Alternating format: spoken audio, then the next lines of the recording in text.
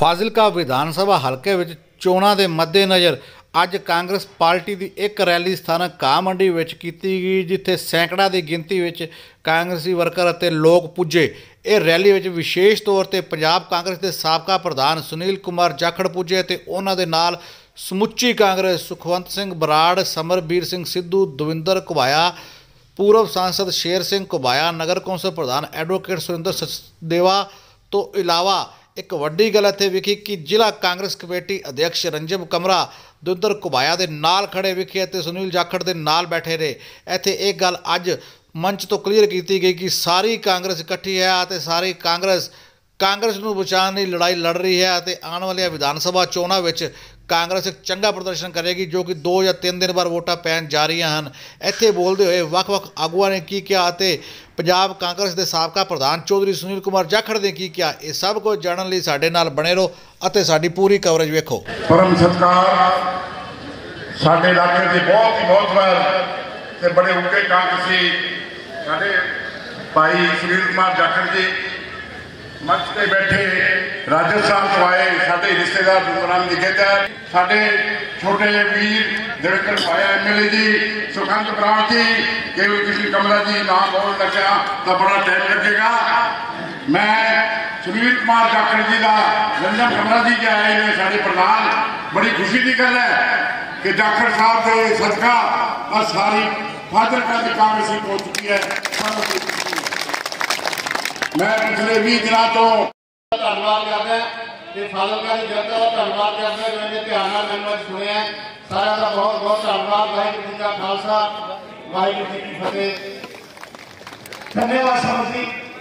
आओ अपने इलाके की शान अपने MLA के साथ ज्यादा लंबी चौड़ी बात नहीं कहते हुए, क्योंकि बंदा काफी आगे भी प्रोग्राम है, मैं तो सिर्फ अपील करने आया हूँ। कई गाँव में मैं इधर गया हूँ कि जहां भी हमारी रिश्तेदारी है, जहां भी हमारी दोस्ती है, जहां भी हमारा भाईचारा है, वहीं यह मैसेज कर दे कि पूरे पंजाब के अंदर अब की बार हमने तो कांग्रेस पार्टी को साथ देने का मन बना लिया। आप लोग भी कांग्रेस पार्टी का साथ दे करके कांग्रेस आज कांग्रेस पार्टी की बदौलत यहाँ पे आप सब जुड़े हुए और आपकी बदौलत कांग्रेस पार्टी है, इसलिए आज रखते हुए आपसे छिपा हुआ नहीं है। आज फिर से पंजाब के भविष्य का फैसला करने जा रहे हैं और ये पंजाब तक सीमित नहीं रहेगा। कहते ना नचा मैं लुधियाने से मेरी कमर के अंदर पहनी। पंजाब का जो फैसला था वो बहुत दूर तक जाएगी, उसकी आवाज धमक बहुत दूर तक जाएगी, दिल्ली में सुनाई देगी। मैं वो इसलिए कह रहा हूँ कि ये जो अलग जगह थी किसान ने, जो किसान ने वहां पे 1 साल से ज्यादा संघर्ष किया, 750 से ज्यादा कुर्बानियां दी, वो यहां से पंजाब से इनकलाब की एक चिंगारी थी। आज मैं समझता हूं मैं कोई किसान आंदोलन के नेताओं को, उनकी किसान यूनियन के जिन्होंने अपने सारे विरोधाभास एक तरफ दूर करके 32 के करीब यूनियन थी, उन्होंने अपने विरोधाभास एक तरफ रखे। मुझे अच्छी तरह याद है जब कैप्टन साहब ने मुख्यमंत्री थे और उन्होंने सारी मीटिंग सारे यूनियंस को बुलाया था, तो बाकी अलग से बात कर रहे थे। इमरान साहब ने खड़े होकर कहा था कि मैं इनके साथ नहीं हूं, पर मैं किसान के साथ हूं, इस मुद्दे पे इनके साथ हूं। एक बहुत बड़ी बात मैं समझता हूं कि अपने निजी हित एक तरफ रख के उन्होंने किसान के लिए लड़ाई लड़ी। इसी एके को लेके घुबाया साहब का जड़ा ना सारा एक लड़ी च चलवाने वाला काम वो होता है लीडर का। सारे मन के है, कोई किसी तनख्वाह से काम नहीं करता, कोई किसी ने कई कांग्रेस के वर्कर बैठे, कोई किसी को मेहनत तनख्वाह देता ना, मनु इतने किसी ने तनख्वाह लाई। पर कांग्रेस पार्टी ने मोती हिसाब इन्होंने पुरो के रखोगे तो माड़ा पड़ जाती है, खिलर जाते हैं। ते वर्कर मांगता की है इज्जत, कदर।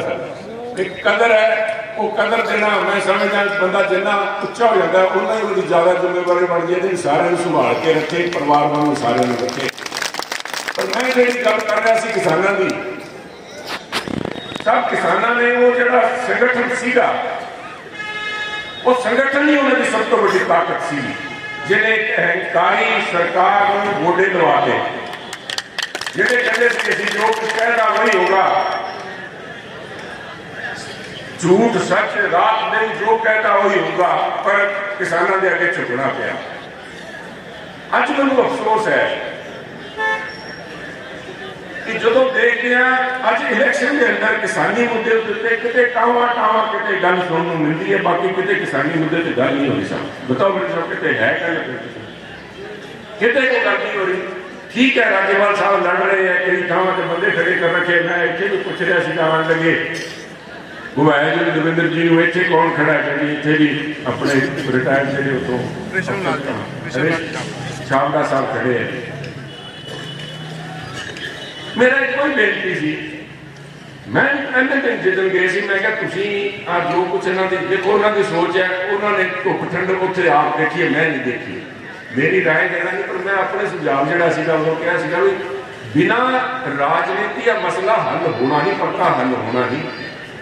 क्योंकि बीजेपी सरकार ने गोली नाल नहीं मारे 750 किसान, कलम नाल मारे, कलम नाल कानून बनाता, रगड़ते सारे उत्थे बैठे। ते जदों ताईं कलम की ताकत थोड़े हथ च नहीं आती किसानों के या किसानों के हितैषी लोग नहीं उस कलम को पकड़ते, उदों ताईं इस मसले का हल नहीं होता। केरा मोदी साहब ने कहता मुझे माफी दो, गलती होगी, किसान मुड़े आए। अज ताईं 750 किसानों के वास्ते उन्होंने श्रद्धांजलि भी नहीं दी।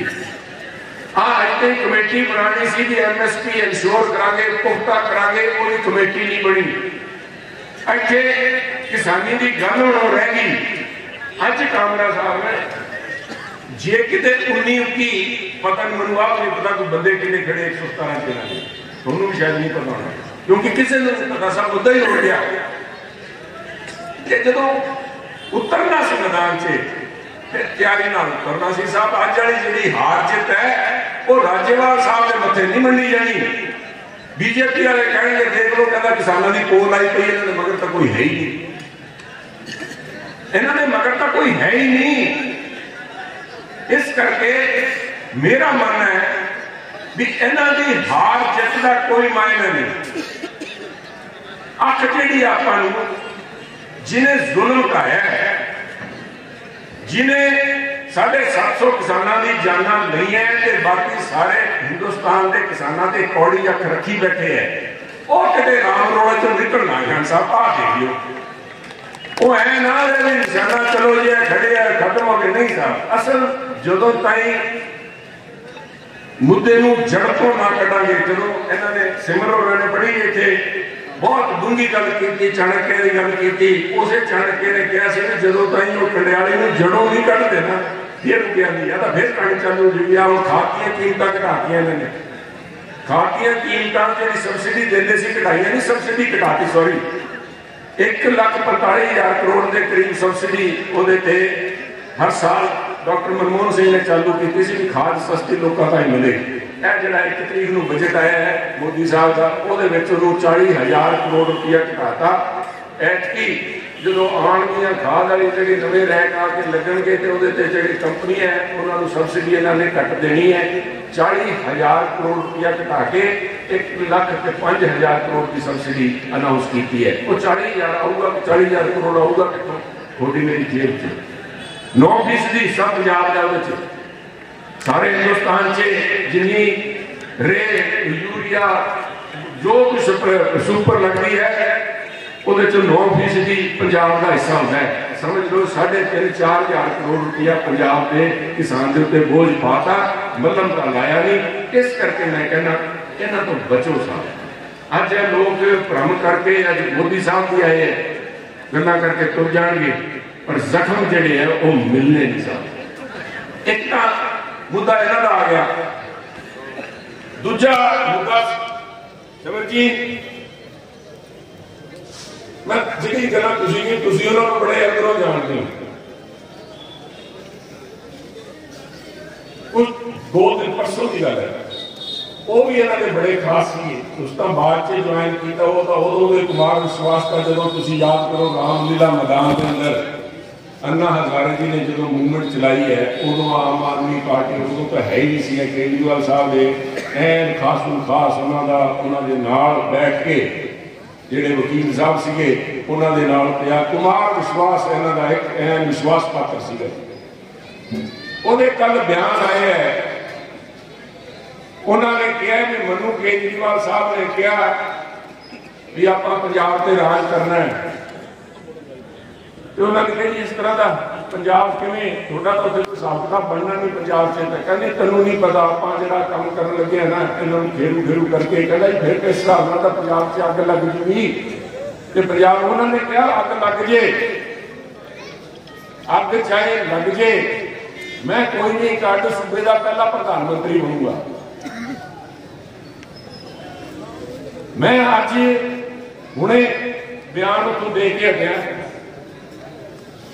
मेरा प्रधानमंत्री साहब की बेनती है भी ये राजनीति ना हो सकता है आम आदमी पार्टी, मैं तो हरेक मंच के कही जाना भी रले दोनों एक ही थैली के चट्टे बट्टे तीनों ही इकट्ठे हुए थे। बीजेपी, अकाली ते आम आदमी पार्टी लोगों को गुमराह करने वास्ते तीनों इकट्ठे हुए है।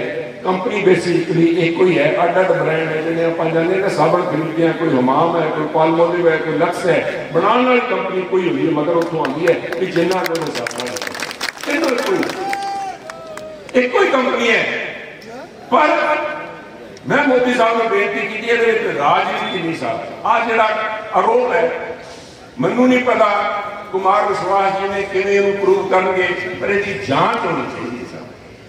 जे कदे रती वर्गी सच्चाई है भी उन्होंने केजरीवाल साहब के दिमाग से भी आ गल आई भी पंजाब अड हो जाए तो मैं पंजाब का पहला मुख्यमंत्री बना, फिर तुसीं मैनूं दसो भी आपां ओनूं उत्थे अमरीका च बैठे ओनूं गाल कढी जाने, वो जिहड़ा कहंदा रेफरेंडम 2020 वो पन्नू का नाम की है साहब, किहड़ा जिहड़ा पन्नू उत्थे वो जिहड़ा कुलवंत पन्नू जिहड़ा पन्नू है साहब, जिहड़ा सिख फॉर जस्टिस बनाई बैठा है उत्थे, वो जो भी है साहब वो ISI के एजेंट है, हिंदुस्तान नूं तोड़न की साजिश बना रहे हैं, उन्होंने बोली बोल रहे हैं साहब। अगर आप किते इस किस्म की गल है, इसकी जांच होनी चाहिए है, बनती ढुकवीं कार्रवाई होनी चाहिए है।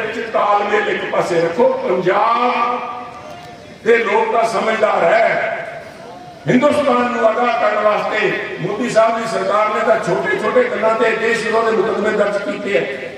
इतने का एडा बड़ा इल्जाम लग रहा है कि उन्होंने खासों खास कुमार विश्वास है कि मन्ना मन्या पर मन्या ना आया जी, वो बंदा कह रहा है, कोई ऐरा गहरा नहीं कह रहा, वो किसी राजनीति नाल जुड़िया नहीं, वो किसी पार्टी वास्ते बोल रहा हो। बहुत ही गंभीर किस्म के इल्जाम जिहड़े लगे हैं। मेरी प्रधानमंत्री को एक नागरिक होने के नाते, ना कि कांग्रेस पार्टी का मैंबर होने के नाते, एक हिंदुस्तान का नागरिक होने मेरा नाम बेनती है कि बड़ी निरपक्ष ते पारदर्शी किसी सुप्रीम कोर्ट जज तो जांच करवाई जाए, ताकि इस किस्म की सोच अपने इस हिंदुस्तान की धरती से पनप ना सके। दूजी गल, उस तो एक दिन पहला देखो कड़ी किवें जुड़ती है। मैं क्यों ये गल्लां कह रहा, अपने नाल तुसीं कहोगे सुनील मैं असीं की लेना, नहीं साहब लेना बचनी तो अपनी ही, सब बचनी तो अपनी ही है। आपां नूं अपने पिंड ते हटियाई प्रणाली पऊगी, बचनी अपने ते। 2 दिन पहला केजरीवाल साहब का बयान आया, ध्यान नाल सुनियो साथियों, उन्होंने कहा पंजाब का हिंदू, देखो कितनी खतरनाक गल है, पंजाब का हिंदू डरिया बैठा है, सहमिया बैठा है। क्यों क्या उन्होंने, वो अपने आप को हिंदुओं का हितैषी साबित करना चाहते थे, मैं हिंदुओं का बड़ा हिमैती हाँ, पर एक जबान उन्होंने सारी साड़ी सिख भाईचारे टेररिस्ट करार करता भी इन्हों को डरी बैठे है। एक बयान भी यह सारे टेररिस्ट है, इन्हों को हिंदू डरी बैठे है। उस बयान के उन्होंने सारे हिंदुओं को डरपोक इल्जाम लाता कि सारे डरे बैठे है। केजरीवाल साहब मैं थोड़ा दसा, साडे सारा सिख भाईचारा, साडे सारे पंजाबी कोई टेररिस्ट है नहीं, ना ही कोई टेररिस्ट है। जो टेररिस्ट होते तो गुरु साहब हिंद के चादर दी, हिंद की चादर, पंजाब की चादर दी किसी ने नहीं कहना सीधा। जिथे किते गल करी जाने हिंदुओं की, केजरीवाल साहब केड़ी भाषा से समझावा तुहानूं ਕਿਹੜੀ ਭਾਸ਼ਾ 'ਚ ਸਮਝਾਵਾਂ ਮੈਂ ਤੁਹਾਨੂੰ ਜਿਹੜੀ ਤੁਹਾਡੇ ਇੱਥੇ ਬਹਿ ਜੇ। ਇੱਥੇ ਹੀ ਹੈ ਤੁਸੀਂ ਲੋਕਾਂ 'ਚ ਕਿੰਨਾ ਉਤਸ਼ਾਹ। ਜਾਖੜ ਸਾਹਿਬ ਅੱਜ ਇੱਥੇ ਸਪੋਰਟ ਦੇ ਲਈ ਆਏ ਹੈ ਔਰ ਉਹਦੇ ਨਾਲ ਮੈਂ ਸਮਝਦਾ ਸਾਨੂੰ ਬਹੁਤ ਵੱਡਾ ਹੁੰਗਾਰਾ ਮਿਲਿਆ ਔਰ ਕਾਂਗਰਸ ਵਰਕਰ ਜਿਹੜੇ ਹੈ ਉਹਨਾਂ 'ਚ ਬਹੁਤ ਜੋਸ਼ ਆਇਆ ਜਾਖੜ ਸਾਹਿਬ ਦੇ ਆਉਣ। ਰੰਜਮ ਕਮਰਾ ਤੁਹਾਡੇ ਨਾਲ ਅੱਜ ਸਾਥ ਤੇ ਆਏ, ਇਹਨਾਂ ਨੂੰ ਕਿਸ ਤਰ੍ਹਾਂ ਦੇਖਦੇ ਹੋ? ਕਾਫੀ ਪਹਿਲਾਂ ਤੁਹਾਡਾ ਆਪਸ ਦੇ ਵਿੱਚ ਵਿਰੋਧ ਵਿਟਾਰਾ ਵੀ ਚੱਲ ਰਿਹਾ ਸੀਗਾ। ਕੋਈ ਵਿਰੋਧ ਨਹੀਂ ਜੀ, ਕਾਂਗਰਸ ਪਾਰਟੀ ਇੱਕ ਪਰਿਵਾਰ ਹੈ, ਪਰਿਵਾਰ 'ਚ ਮਾੜੀ ਮੋਟੀ ਗੱਲਾਂ ਹੁੰਦੀਆਂ ਰਹਿੰਦੀਆਂ ਔਰ ਅੱਜ ਜਦੋਂ ਇਲੈਕਸ਼ਨ ਦਾ ਟਾਈਮ ਹੈ ਅਸੀਂ ਸਾਰੇ ਇਕੱਠੇ ਹਾਂ। ਮੈਮ ਅੱਜ ਤੋਂ ਬਾਅਦ ਵਿਰੋਧੀਆਂ ਦਾ ਕੋਈ ਮੋੜ ਠੀਕ ਹੋ ਜਾਏਗਾ, ਜਿਹੜੇ ਨਾਲ ਤੁਹਾਡੇ ਨਾਲ ਨਹੀਂ ਚੱਲ ਰਹੇ ਸੀ ਉਹ ਨਾਲ ਚੱਲਣਗੇ ਅੱਜ ਤੋਂ ਬਾਅਦ? ਜਾਖੜ ਸਾਰੇ ਪਹਿਲਾਂ ਵੀ ਨਾਲ ਸੀ, ਹੁਣ ਵੀ ਨਾਲ। ਨਹੀਂ, ਰੰਜਮ ਕਾਮਰਾ ਦੇ ਆਉਣ ਨਾਲ ਕਿੰਨਾ ਕੁ ਬਲ ਮਿਲਿਆ ਤੁਹਾਨੂੰ? ਬਿਲਕੁਲ ਜੀ, ਸਾਡੀ ਕਾਂਗਰਸ ਪਾਰਟੀ ਪਹਿਲਾਂ ਵੀ ਇਕੱਠੀ ਸੀ, ਹੁਣ ਵੀ ਇਕੱਠੀ ਹੈ। ਅਸੀਂ ਸਾਰੇ ਕਾਂਗਰਸ ਪਾਰਟੀ ਦੇ ਝੰਡੇ ਥੱਲੇ ਸਾਰੇ ਇਕੱਠੇ ਹਾਂ, ਕੋਈ ਸਾਡੀ ਲੜਾਈ ਨਹੀਂ। ਚਲੋ, ਕਿਸ ਤਰ੍ਹਾਂ ਦੇ ਨਾਲ ਦੇਖਦੇ ਹੋ ਸਰ ਅੱਜ ਤੁਸੀਂ ਘੁਬਾਇਆ ਸਾਹਿਬ ਦੇ ਨਾਲ ਚੋਣ ਪ੍ਰਚਾਰ 'ਚ ਆਏ? ਮੈਂ ਅੱਜ ਫਾਜ਼ਿਲਕਾ ਦੇ ਵਿੱਚ ਸ਼੍ਰੀ ਸੁਨੀਲ ਜਾਖੜ ਜੀ ਪੰਜਾਬ ਕੰਪੇਨ ਕਮੇਟੀ ਦੇ ਚੇਅਰਮੈਨ, ਫਾਰਮਰ PCC ਪ੍ਰਧਾਨ, ਉਹਨਾਂ ਦੇ ਨਾਲ ਅੱਜ ਅਸੀਂ ਇੱਥੇ ਕਾਮੰਡੀ ਰੈਲੀ ਦੇ ਵਿੱਚ ਆਏ ਹਾਂ ਔਰ ਲੋਕਾਂ ਨੂੰ ਅਪੀਲ ਕਰਦੇ ਹਾਂ ਕਿ ਲੋਕ ਆਉਣ ਵਾਲੇ ਵਿਧਾਨ ਸਭਾ ਚੁਣਾਵਾਂ ਦੇ ਵਿੱਚ ਬੜੀ ਸੂਝ-ਬੂਝ ਨਾਲ, ਬੜੀ ਸਮਝ ਨਾਲ ਜਿਹੜੀ ਆਪਦੀ ਵੋਟ ਪਾਉਣ। ਇੱਕ ਅੱਛਾ ਫਾਜ਼ਿਲਕਾ ਬਣਾਉਣ ਵਾਸਤੇ ਇੱਕ ਇਮਾਨਦਾਰ नेता ਨੂੰ और ਫਾਜ਼ਿਲਕਾ ਦੇ ਭਲਾ ਕਰਨ ਵਾਲੇ ਨੂੰ वोट पान और कांग्रेस पार्टी को कामयाब करें। ABI न्यूज चैनल देखने वाले सभी दर्शकों से हम अपील करते हैं कि ABI न्यूज चैनल पर ऐसी लेटेस्ट खबरें देखने के लिए हमारे चैनल को सब्सक्राइब करना ना भूलें। जय हिंद, जय भारत।